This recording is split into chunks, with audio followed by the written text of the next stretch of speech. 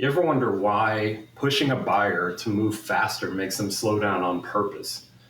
Now, this one is a really important one because in selling, the idea of creating urgency is super important because there are so many deals sitting in a pipeline that had potential, that you made progress, yet they just stall and they don't kind of cross the finish line and you never realize the revenue. And so this is a problem that's existed in sales pretty much since the beginning of sales, right? And if you look at the classic kind of sales trainings and techniques, there's a lot of, techniques and kind of tricks to be able to create urgency and speed a buyer up. And a lot of that stuff, it just drives me crazy because it gives the feeling of just manipulation where you're just trying to get a buyer to move quicker than they want. And it can, done the wrong way, it can create a lot of resentment because the buyer feels like you're not really looking out for them. You're just wanting your commission and you're wanting it as fast as possible. So how do you balance the two, right? So how do you kind of respect the buyer and their timeline and their agenda versus your kind of internal push to say, you got to win this, you got to hit your quota, you got to hit your number, etc. So you have these opposing forces and it makes it really tricky. So let's break it down.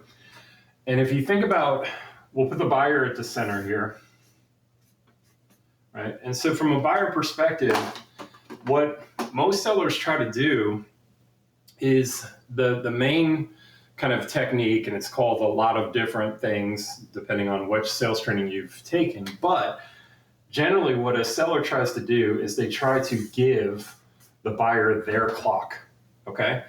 And so from a seller perspective, you have a timeline, right? I want this to close in 2 weeks. I want this to close in 3 weeks. I want this to close this quarter. I want this to close by the end of this year, right? So you have a clock in your head.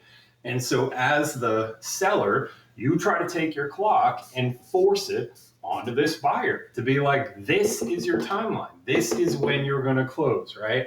And you will do all kinds of tricks and tips and different things to try to get them to adopt your clock.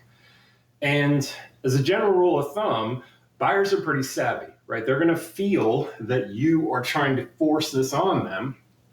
And when that happens, the buyer starts to take a defensive posture because when someone pushes you to do something that you don't want, you start digging in your heels, right? And so when we talk about why does it make them slow down on purpose, it's because they feel you trying to speed them up.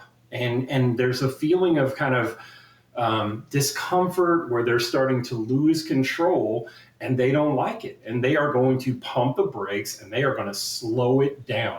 So even if they maybe do feel like this is something urgent that I need to kind of, get done and tackle, if they just feel like you are pushing too hard, it's like their own urgency goes out the window and they are just really kind of taking a position to oppose you and your time frame.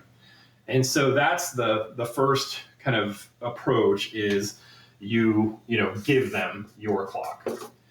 And the opposite approach, and the one that I really like and it seems so much more effective, is forget your clock, because the buyer does not care about your clock. All right, I know it's kind of primary in your thinking, but they don't care. What you want to think about is their clock. Okay, and so from a buyer perspective, what is their urgency, right? Why do they need to act? Why do they need to do something? So not why do you want them to, and what's the time frame you want them to get to move. When you think about, if you take yourself out of the equation, is there any reason that this person needs to act, right?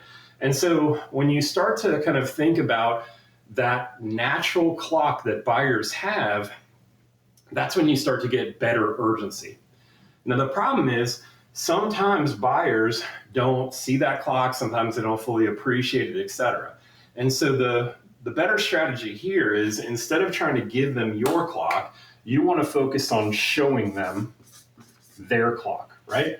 You want them to see this so clearly that says, oh, I see if I don't do this, here's the risk. I see if I don't do this, there's going to be a window of opportunity that closes. If I don't do this, it's leaving a gap for the competition to leapfrog us, right? There's a lot of ways to kind of create what I would call organic urgency versus this false urgency down here. And organic urgency is the one that really moves buyers and gets them to feel like, hey, we need to do something, right? And when you show them their clock, they don't fight it, right? Because they know it's theirs. They know this is their world. So there's no reason to fight this.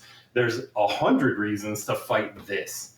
Yet most sellers keep shoving this clock in a buyer's face and wondering why it's not leading anywhere. So just by shifting your mentality to say, hey, this is about illumination. I want them to be able to see kind of this organic urgency versus me trying to force my clock on them.